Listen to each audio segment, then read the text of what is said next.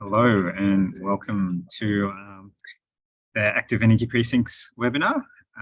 We'll just give people a few minutes to join. So we open the webinar up. I see a lot of people starting to filter through, so we'll just give people a few minutes before we kick off.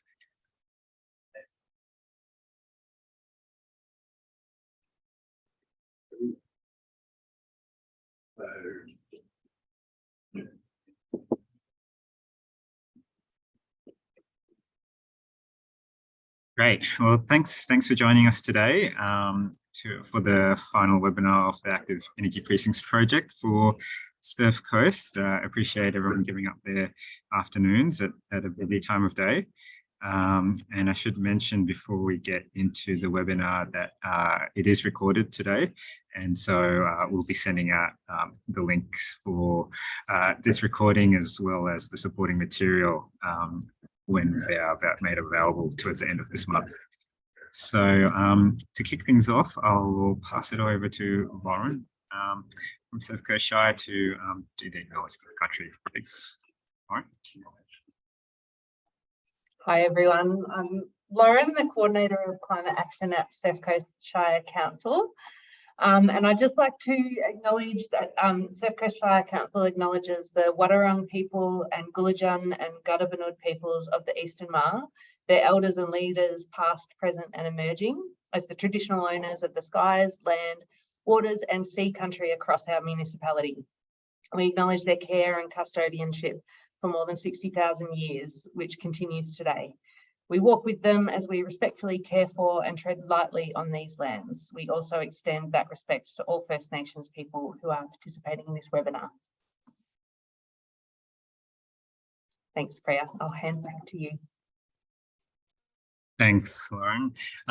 Yeah, welcome everybody. And so for today's webinar, obviously we're looking at the feasibility outcomes that we are getting towards the end of this project. And for those of you who've been along the journey, you would be familiar with this material.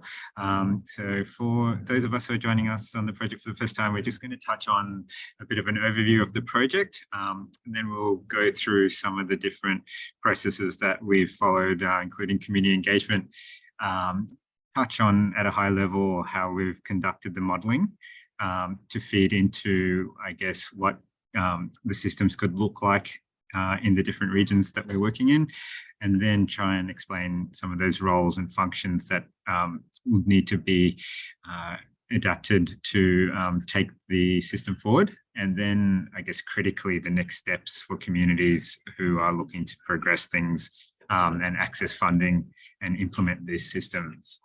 So I should say, feel free to send your questions through. We'll have a Q&A section at the end of the session. So if you use your Q&A function in Zoom to type through your questions, and we can answer them as we go and call a few out for discussion at the end of the webinar. So today we're joined by our panel that will get to introduce themselves. I'll throw over to Karen to kick us off to introduce herself. Thanks, Karen. Hi everyone, I'm Karen Weaver. I've had the pleasure of being the community liaison point of contact, the link between the community and Monash University. Thanks. Thanks, Karen. And we're also joined by Lauren Watt today from Surf Coast Shire. Hey, Lauren. Hi. Yeah, so I coordinate the climate action team here at Council and help lead the delivery of our climate emergency response in the Surf Coast.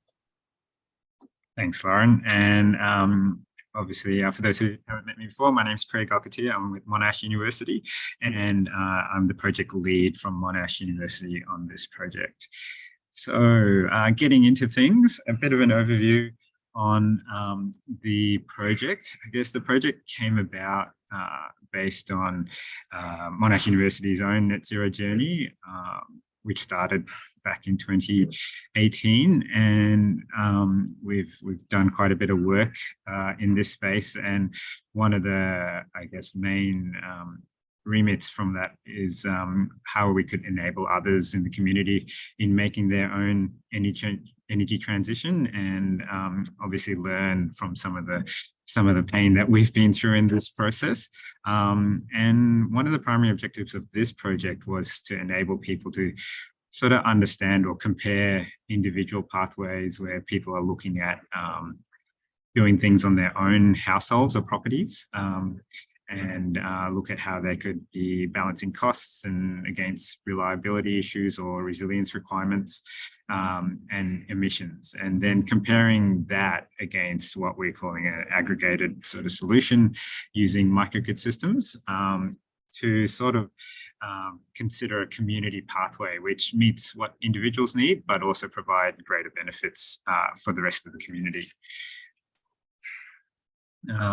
So in this project, we've talked about local energy systems, which are based on microgrids. And what we're looking to do here is, I guess, look at traditional energy electricity network functions and look at how they can be localized with the use of renewables and storage technology, and I guess take advantage or meet the needs of the community in the energy transition that's occurring. So looking at the traditional functions in an energy or electricity network, such as generation, and moving them to a localized position in the community with renewables and storage, as I mentioned, taking that role of transmission and distribution operators, and having a microgrid operator who would carry out some of those functions. And I guess critically here, something to mention is that this project's not looking at islanding whole townships or communities, but looking at grid connected systems. So there's still a level of interaction and an interface with those operators that's required. And I guess the last piece there of the puzzle is that move of that traditional consumer becoming a prosumer and having the ability to generate and store energy for their own purposes, but potentially as well for the rest of the community. So as we work through it, the project adopted a hub and spoke approach, and I guess part of this was built on that learning I mentioned before from Monash University's journey about understanding that an anchor sort of load or demand profile is required to make some of these systems more economically viable, and looking at how that hub and spoke approach can look at delivering that local energy system objectives around these 3 points: community-based resilience. And when we say community-based resilience, we're talking about providing a supply in the event of like a bushfire or a storm, where the community can go and have as a staging point with continuous supply. Obviously increase renewable energy, and as a result driving down emissions, and of course always with energy looking at how energy costs can be reduced. So hubs, when we refer to hubs in this model, we're talking about geographically co-located sites, ideally neighbouring sites that have the ability to have or have already got solar systems deployed and battery systems available, or the capacity to take them on. And also the ability to island from the rest of the electricity network. Spokes, when we refer to spokes, these are the individual sites. These could be residential or commercial sites, and are located within the energy precinct and can be a source of renewable energy and storage, but also be involved in demand response and consume the energy within that system. So working with our partners at Surf Coast and obviously the local energy groups that have been involved, they've helped the project, I guess, identify some of the key locations within the two regions that we've been looking at, which is Torquay and Lorne. So some of these sites have been identified because of some of the resilience that could be valued at these sites, but also, I guess, some of that requirement for a hub to have that varied demand profile and the ability to then scale from that location. So in Torquay, the Sands Resort was identified as one of the primary hubs, and then around the Surf Coast Shire facilities was a second hub, and then Surf City was the third hub that we looked at for modelling purposes. In Lorne, with a similar approach, we looked at the food works in the caravan park located the northern end of Lorne, and then the Stribling Reserve, obviously with the resilience activities that could be held at that location. So as I mentioned, to do this, there was a significant amount of community engagement with one-on-one meetings with a lot of the stakeholders. So to touch on some of that process and some of the metrics, I'll pass over to Lauren from Surf Coast. Thanks, Priya. Yeah, so community engagement really has been a key priority for this project, and the project team, as Priya said, has been really focused on getting that input at various stages of the project from the different stakeholders in both Lorne and Torquay. And that's largely been Council's role in this project as well, supporting and facilitating the engagement with the Lorne and Torquay communities. So to begin with, we held more than 20 one-on-one meetings with the various stakeholders, which I'll detail in the next slide. We pushed out a survey in early 2022, which asked questions around local priorities and interest in community renewable energy solutions. We had over 100 responses to that survey, which showed that a really strong interest that there is in the Surf Coast from both households and small businesses in taking up renewable energy solutions. Across the project timeline, we used a focus group comprised of interested individuals to test ideas and to challenge our thinking. We held 3 separate sessions with the focus group, which helped the project team test different modelling scenarios and content for this webinar, the past webinar, and the workshops that we held as well. So more recently, we ran 2 community workshop sessions in Lorne and Torquay. So they're pictured there on the right-hand side of that slide. And that really helped the project team test ideas around community interest in a future microgrid being operated and owned, or part owned and operated by either a community or an outsourced third party. And finally, we had our technical partners at Birdwood Energy. They've conducted site assessments at 12 key buildings to help the project team understand what's required for those buildings to participate in a future microgrid with regards to solar and battery installs, alongside things like switchboard upgrades and that kind of thing. I'll go to the next slide. Thanks, Priya. Cheers. So, as I mentioned already, there's been a range of really amazing stakeholders involved in this project. So, and some of them detailed here. They've included small and medium-sized businesses, renewable energy groups and other community organisations, and some of our larger commercial sites in towns like Rip Curl in Torquay and Foodworks in Lorne. We've also focused on council sites such as Stribling Reserve, the Lorne Men's Shed, also engaged with the Great Ocean Road Hospital and Lorne School, as well as the buildings in Council's civic precinct in Torquay. So in Torquay, we've been really fortunate to be working with the Sands Resort, who have really welcomed the opportunity to partner with Council and the Monash team. They're actually working on an application to install a community battery as we speak, which, if successful, will hopefully facilitate a local energy solution in that area in the relatively near future, which is exciting. At At Council in particular, we're really looking forward to diving into the detail of the feasibility reports for both Vaughan and Torquay once they're finalised, to really better understand what role Council can play in supporting the implementation of microgrids and understanding what models are financially feasible. As I said, what role Council can play, and better understanding how to deliver on the community benefits that we hope to achieve.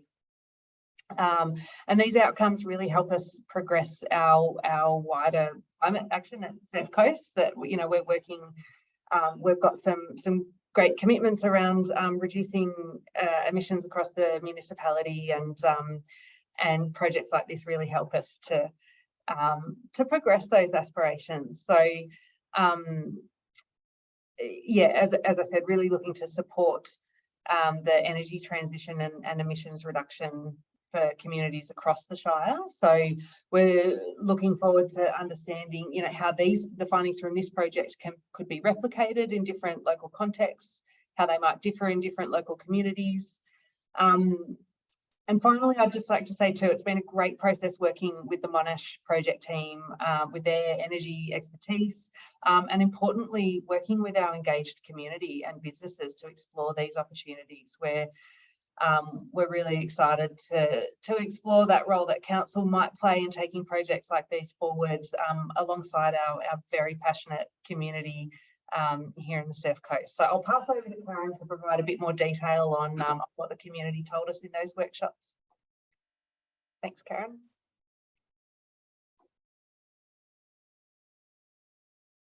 And thank you, Lauren. So I'm going to dive into what we learned about Surf Coast Shire's people's sentiments. Lauren referred earlier to the survey that we conducted at the outset of the project. And the aim of this survey was to understand a little more deeply what the drivers were for communities participating in the microgrid. We had 113 responses to that survey, which helped the project team to frame up the key drivers that Surf Coast communities were interested in. And you can see from the graph on the left that the Surf Coast Shire people are quite strongly interested in having a microgrid to ensure there is community resilience in the face of some of those emergency events that Priya mentioned earlier. Some of the other drivers that came out of the survey included the fact that people were generally wanting to see more renewables. So we're a strongly passionate community in that regard. And there was also interest in community batteries. I guess it's possibly reflecting the topical nature of them at the moment, but as a way of storing energy locally to support these local energy systems. And I do acknowledge that whilst we were really happy with the survey, we recognise that it's probably the response of people who are engaged in renewable energy transition. So if we do take this project further, we'll certainly be broadening our exploration of sentiments for the further stages of this project. We were able to delve more deeply into community sentiments at 2 workshops that Lauren mentioned that we held. And a key item that we wanted to test in the workshop was people's interest in participating in these systems and what they would be willing to pay to do so. And again, you can see from the graph that it's clear in Surf Coast Shire, people are actually willing to pay more than they currently do now to obtain those additional benefits, and particularly that primary benefit of community resilience and of having access to an energy supply in an event of an emergency. And Priya will touch into the detail of this a bit more when he goes through the modelling outcomes. So next slide, please. Thanks, Priya. So another significant aspect of the microgrid project that we explored in the workshops was community preference for how the microgrid might be owned and operated. And this was about understanding who would be making those key decisions, who would oversee the system, how would it work. So you can see there was a significant level of community interest for hybrid or mixed model of ownership, say between community and a third party.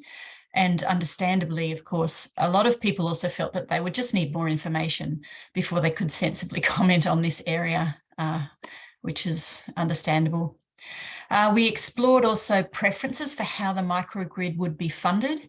And interestingly, there was a strong interest in the community in retaining some sort of skin in the game by having a hybrid model of some sort. And there was also quite firm support, I would say, for a community-only funded approach. And once the feasibility studies are finalised, there will be a provision of further information to share with people on these aspects of the microgrid. So thanks, and I'll now hand back to Priya to get into the nuts and bolts of the modelling in Surf Coast Shire. Thanks, Priya. Thanks, Karen. So I thought it'd be worth touching on the approach that's been taken on the modelling that has been conducted by Birdwood Energy.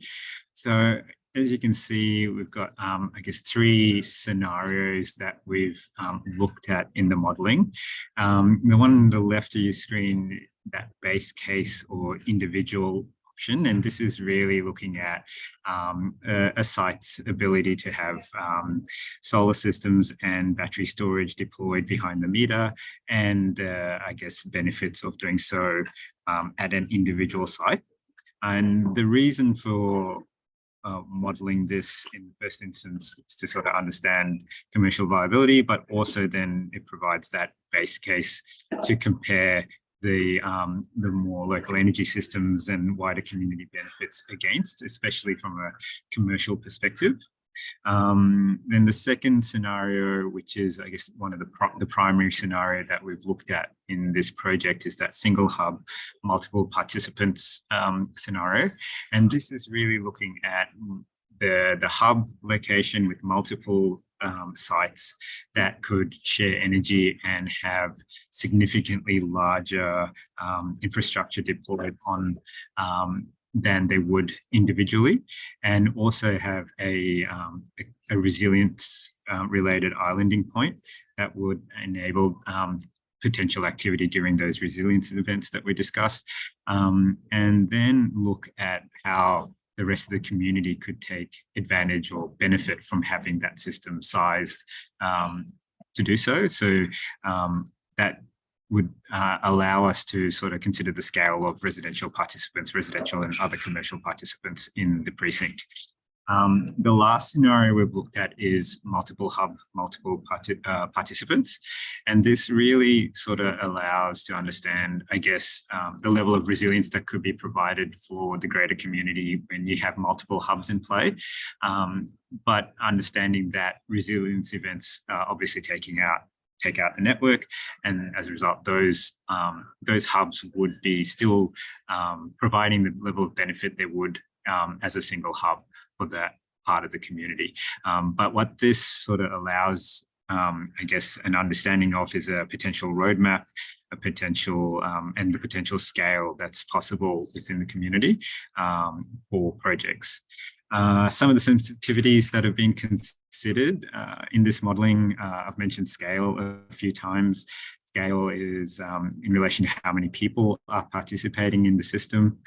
Obviously, resilience, a key factor, is considered, and how much can be delivered and how that can drive either the sizing of systems or vice versa. And then looking obviously over time, these systems are systems that obviously require significant investment, and their life cycles are, in excess of 5 to 10 years. So understanding how demand with increases in use through, for example, moving away from natural gas, the uptake in electric vehicles and the requirements to charge them, how that can impact systems. And of course, system efficiencies are factored in. So one of the, I guess, examples of systems efficiencies that we like to use, especially in relation to resilience, is your solar generation systems. Obviously, in the event of a storm or a bushfire, the irradiance is not necessarily going to be 100%, and obviously also in the middle of winter. So we've tried to factor those sensitivities in across each of those scenarios. So at a high level, some of the figures that we're getting back, and I must note that modelling is still continuing. So this is some of the indicative figures.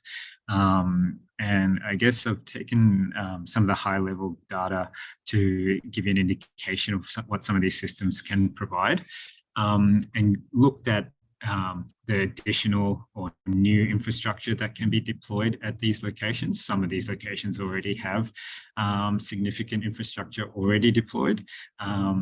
That is sometimes a factor in what else can be deployed. For example, obviously there's only limited roof space and the like. But the key thing here is, I guess, looking at payback. The payback for these projects all under 10 years. That, I guess, a key point is factoring in grant funding, which I'll touch on later on, which is at 50%. So as you can see, if you look at the SANS hub, we've got a system size of around 790 kilowatts of additional PV and 1.2 or 1,280 kilowatt hours of additional storage that could be deployed in that location. And if we take that and look at what we would expect to pay in terms of tariffs, and these, I guess, are in replacing people's existing retail tariffs if they were to participate. The modelling is showing that it's equal to the current sort of tariff rates that people are paying at the moment.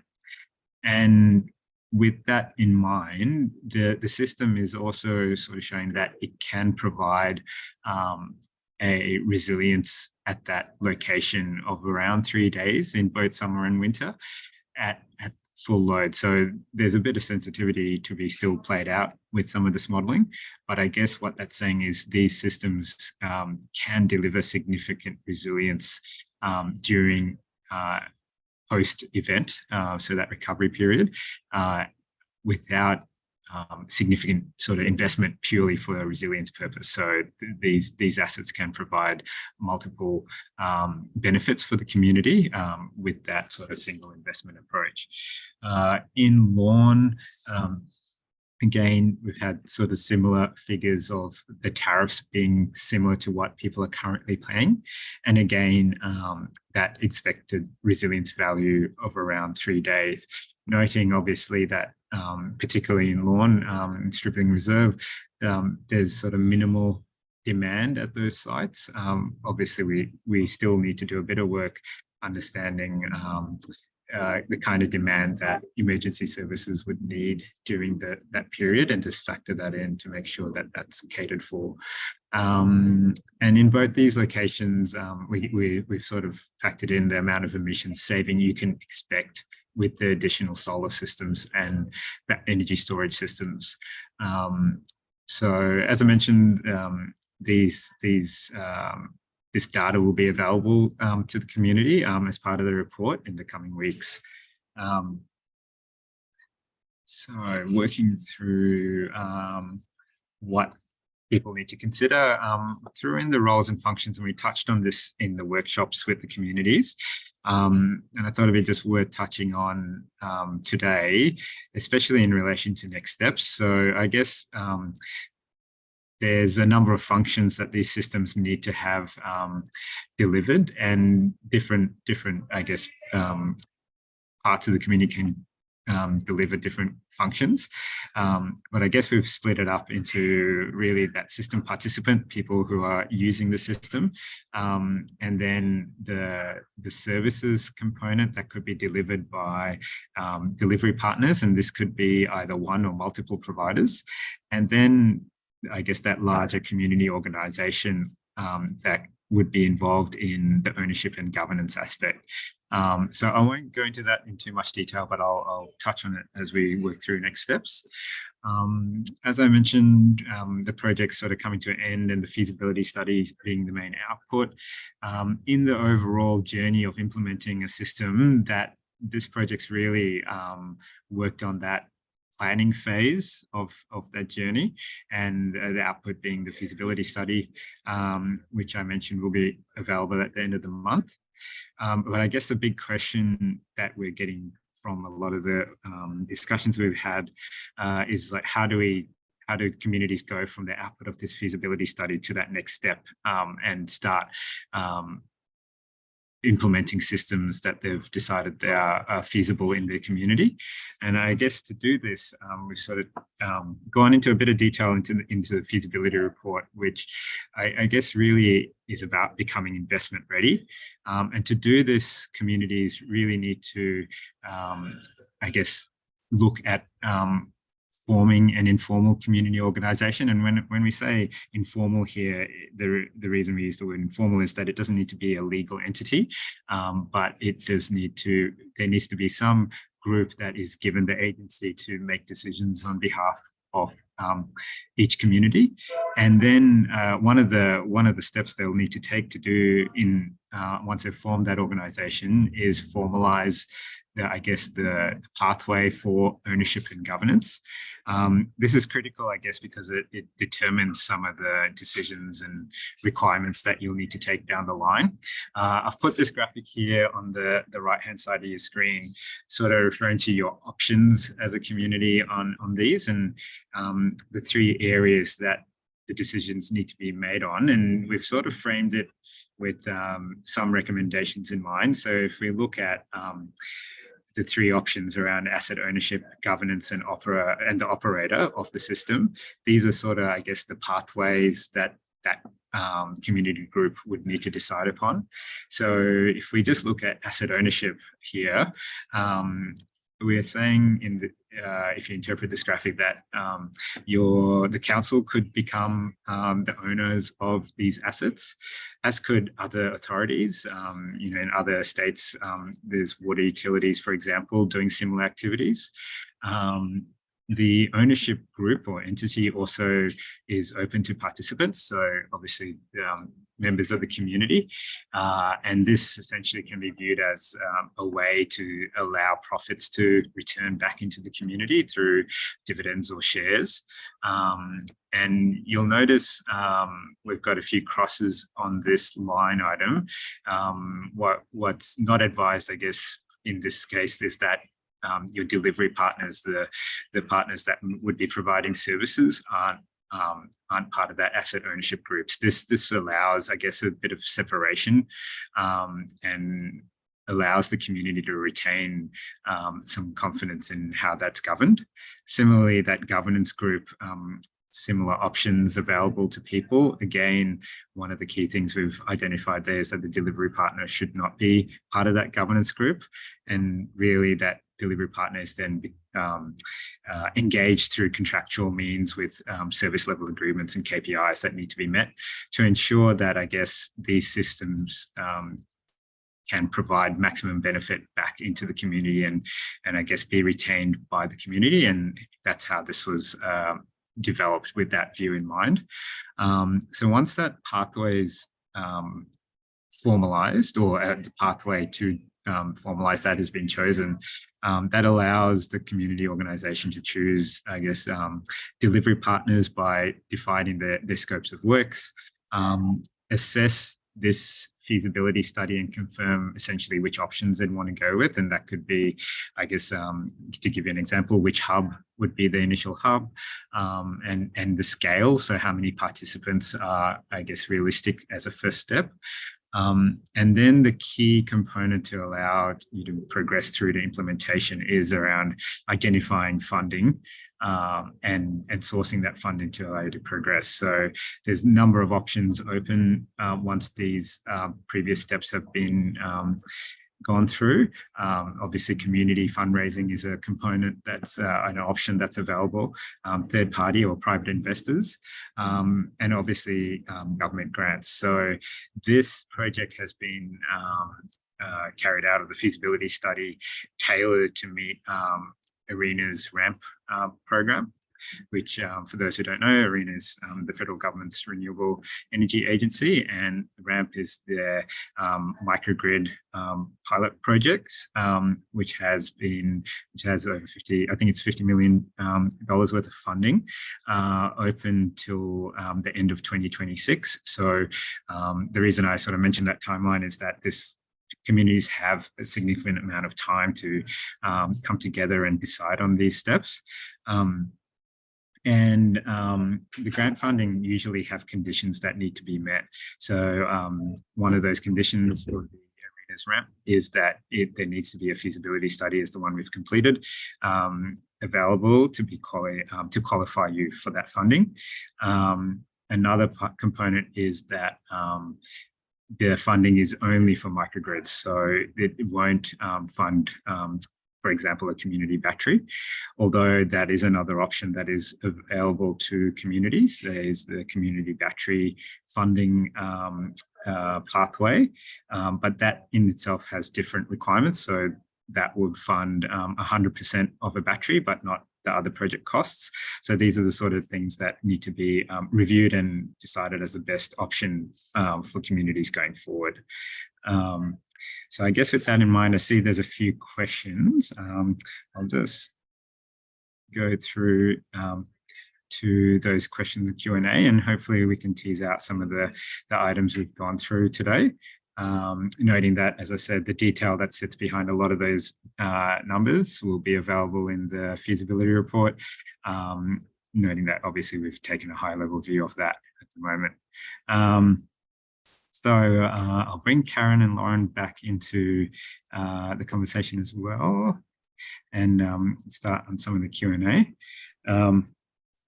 So I've got a question to start off with, I guess in relation to what I just talked about in terms of grant funding and subsidies, from Michael Brooks. So thanks, Michael, about payback being after 50% subsidy. And is it reasonable to assume the real payback is double the number quoted? So the payback is in relation to, I guess, once grant funding reduces your CapEx investment by 50%. There are a few other components to that, but yes, so that is dealing with the CapEx in particular. So I guess one of the other questions we've had come through, especially, and this has been a common one from other regions as well, is about how does the community stay involved going forward, and I guess the amount of time that community might be required to sort of be involved. I guess as those last sort of slides indicated in terms of next steps of a group coming together to make these decisions, there's a significant amount of, I guess, engagement and involvement required. And there's always a position for the different stakeholders to play. So I think what people need to be aware of, there's still a significant amount of work required to sort of progress these sort of systems. And Lauren, I don't know if you had any further comments on that as well, but the kind of role council will be playing, sort of taking queries and making things that sort of still kept afloat.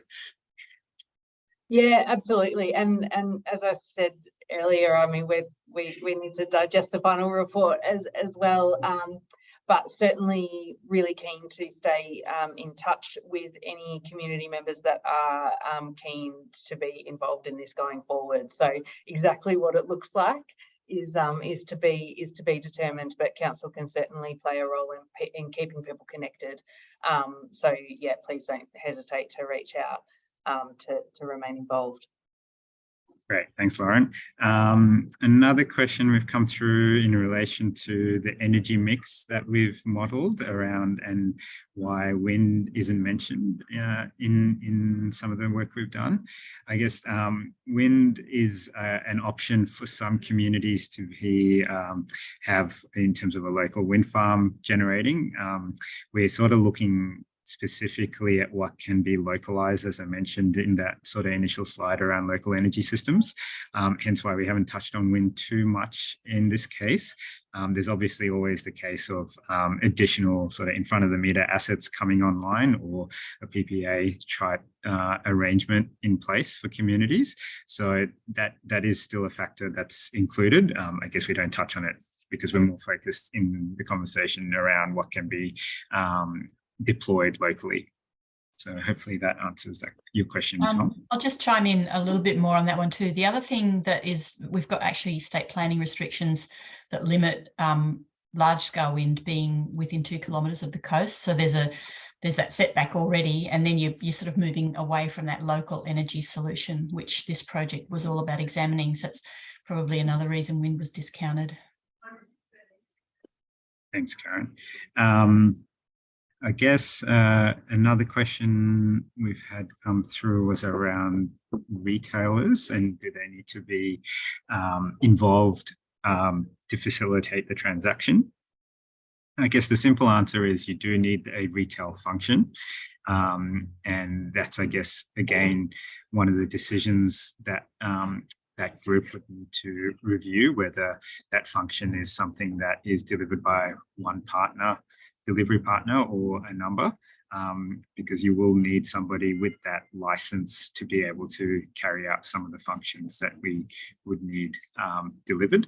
So the short answer is yes, but I guess it's how that's delivered is for that organisation to sort of review and decide upon.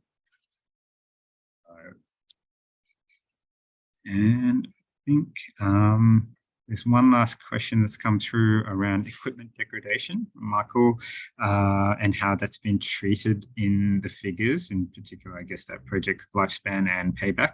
There is a degradation factor built into the modelling, Michael.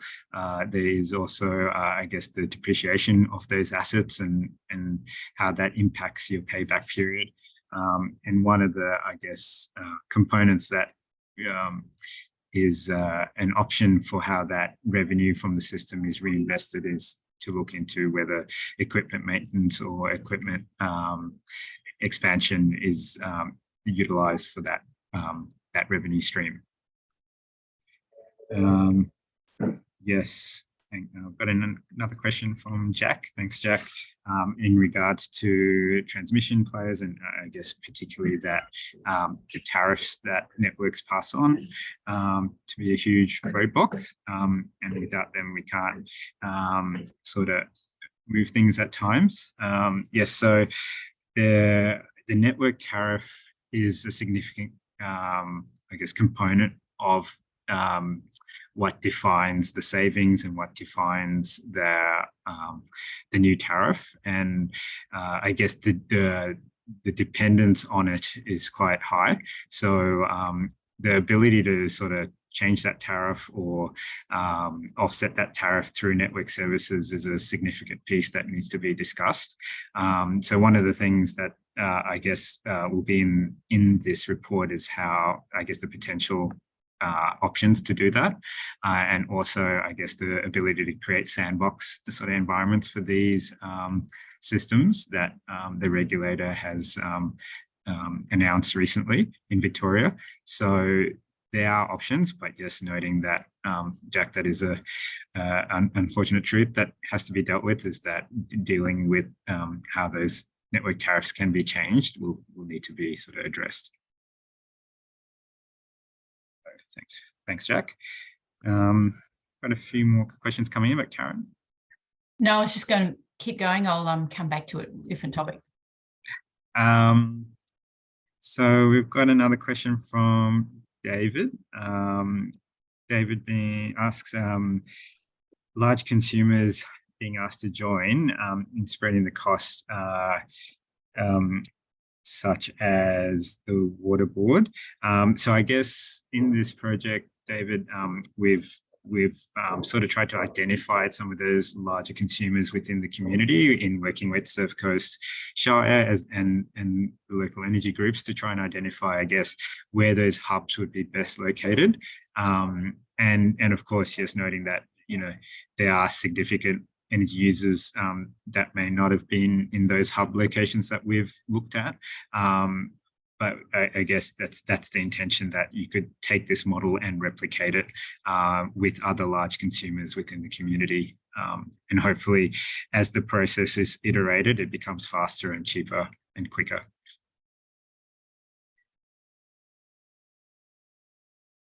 Karen, were you going to say you had a comment?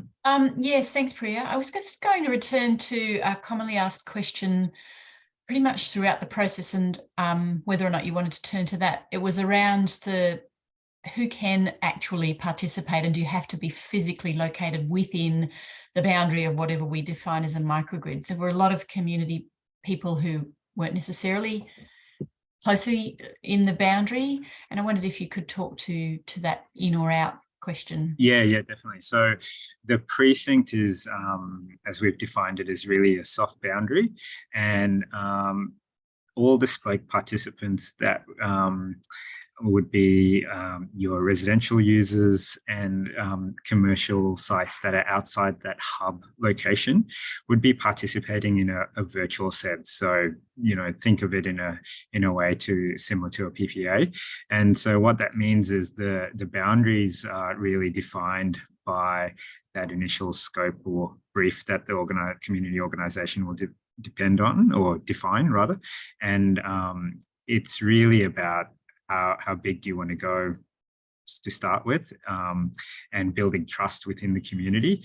The intention of this approach is the ability to, scale and replicate that model without significant added cost to do so. So hopefully that answers the question. So the simple answer is there's no, fixed location that you have to be in to participate as a spoke, only as a hub. Got another question, Karen. I might just ask you to go through that. I feel like people will be hearing my voice a lot. So so Tosh is asking, identifying that yes, the appetite for community investment is high, just whether and how investment risk was explained away in the survey, and would you expect this to change as we got closer to a project and the risk actually becomes more real? So that is a great question, Tosh. It explicitly wasn't taken account of in the modelling. Is that fair to say, Priya? At this stage? Fair to say, yeah. Yes. And we've got a fairly clear identification of a pathway through council, and that involves really saying at the end of May, we draw a line in the sand with the feasibility study. So we know that closes, and we will gauge the interest that we've garnered throughout the project and really pose that to council to see if there's an appetite within council to take these next step forward. If we've got a lead there, we've got a clear pathway forward. If not, then it's back to the community. And there's you're right, there is significant interest already, and we know that we can build on a core project at the Sands, which is the community battery. So I think either way, we've got an appetite to take this forward, and of course, without that level of detail that we know will come in the feasibility, and then the level of detail that comes once you decide what your community aspiration is, and then you start to build towards that, of course, the risks will become clearer as we progress down that path. Either way, I think it's exciting for the community of Torquay, and looking forward to the next bit. And I'll just expand on one of your comments there, Karen, around that funding opportunity in relation to the community battery. And I guess originally the feasibility study was tailored for that RAMP program that I mentioned. So the RAMP funding, it's really a body of money to assist in implementation. So 50% of project costs are eligible. So it becomes a one-to-one matching situation from either the community or a third party. And I guess that is a way of de-risking that investment from whether it's community or third party on a project. But I guess the key thing there is it's the entirety of the project cost. What's obviously come into play in more recent times is that community battery initiative, and the funding allocation that's now open through ARENA, I guess enables communities to deploy 5 batteries in their community, and that funding will cover 100% of the battery infrastructure. So not the total project cost, but battery infrastructure. So there is an option out of these feasibility studies for all the hubs to have a battery deployed, for example, and the work done outside of that to then understand how to best utilize those systems. But noting that obviously the project costs are going to be significantly higher. But that is an option that's now open, that wasn't previously available when we started this project. But I guess the only thing to keep in mind with that is the timing. The battery funding round, you need to have your applications in by the end of June, whereas the ramp funding is open till 2026, or the end of 2026, I should say. With that note, I think we've answered quite a few of the questions, I think also, and I'm very conscious of people's time. So I guess firstly, thanks a lot for joining us in today's webinar. If you have any further questions as you sort of digest this information and as you see the reports come online, feel free to shoot any of us an email, which you'll be able to find through the websites when they come online. So thanks a lot for your time on a busy afternoon, and thanks as well. There's one more question. There's one more. Oh yes, sorry. Yeah. Yes. Is the ability to receive both of those fundings, or is it one or the other? It is one or the other. So with that funding, you can't double dip, and that includes other funding from other government sources. So if there was state funding, the RAMP funding and the community battery funding is federal funding. If you then, I guess, look to supplement that with other funding such as state funding, it would be also not compatible. So you'd sort of reduce your funding allocation. So hopefully that makes sense, Tom. Yes. So I guess with that, thanks Lauren and thanks Karen for joining me today. And yeah, I look forward to having these reports published and hopefully getting a lot of feedback on moving things forward. Thanks, everyone.